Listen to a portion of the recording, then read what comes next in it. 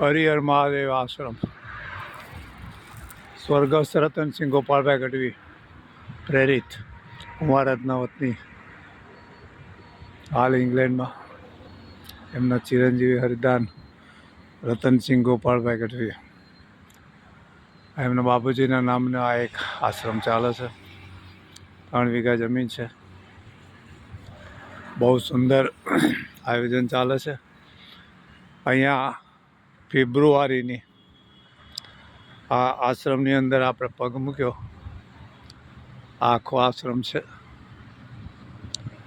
ગાય માતાઓ છે, ગૌશાળા, ઘાસનું રહેવાનું, પછી આ ડોમ છે જેમાં માણસો આવે, સત્સંગ ભુવન છે, યાત્રાળુનું છે.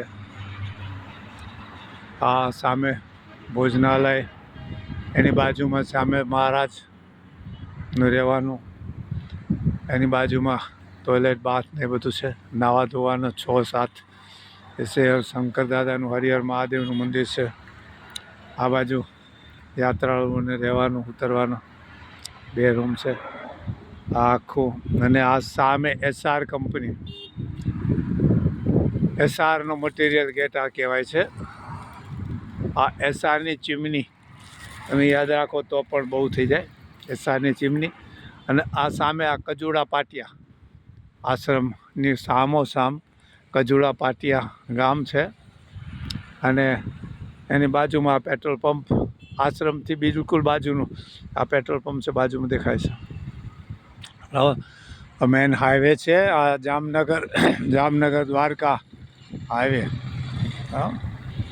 24 અવર તમને અહીંયા સર્વિસ મળે રાખે. બસમાં જવું આવવા માટે થઈને બધી.